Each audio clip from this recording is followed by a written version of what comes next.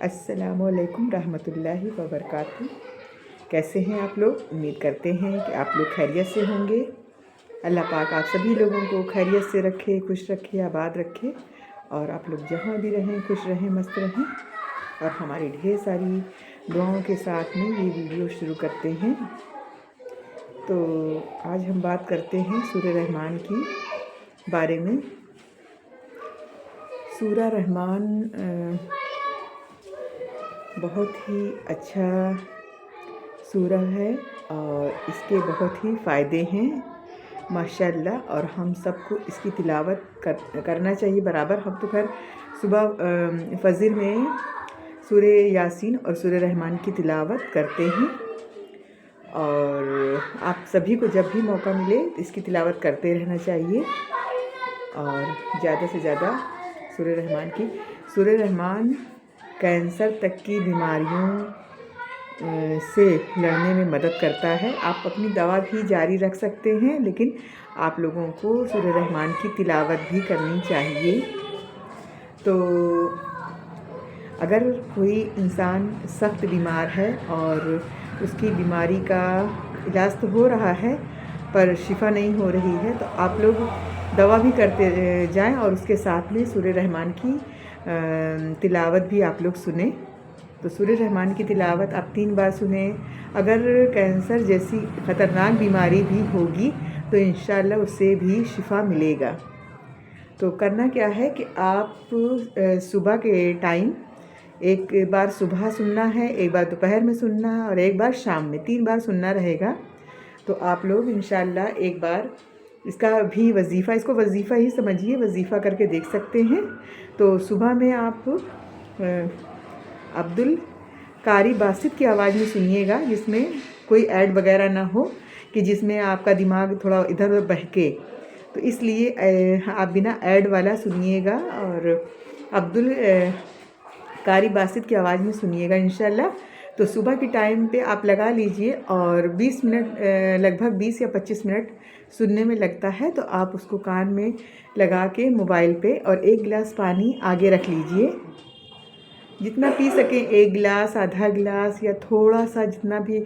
अगर मरीज ज़्यादा बीमार है और वो सुन नहीं सकता है तो उसको वो लेटा हुआ है उसके बगल में मोबाइल में लगा के और आप लोग उसके बगल में धीमी आवाज़ करके रख दें कि बस उसको हल्का हल्का सा महसूस हो और थोड़ा सा चम्मच से पानी उसके मुंह में डाल दीजिए। और अगर कोई पीने वाला पानी है तो आप अपने जितना पी सकते हैं उतना पानी गिलास में ले लीजिए और आंखें बंद करके सूरह रहमान की तिलावत सुनना है। अब्दुल कारी बासित की आवाज़ में सुनना है और उसको 20-25 मिनट लगेगा सुनने में। उसको आप सुनिए आंखें बंद करके और उससे सुनने से पहले अल्लाह पाक से दुआ कर लीजिए और अल्लाह पाक से दुआ करिए कि अल्लाह पाक, हमने अगर किसी का दिल दुखाया है तो अल्लाह पाक आप मुझे माफ़ कर दीजिए और मेरे नेकियों में से थोड़ा सा हिस्सा लेकर उसकी नेकियों में शामिल कर दीजिए, जिससे हमारी गलती की माफ़ी मिल सके।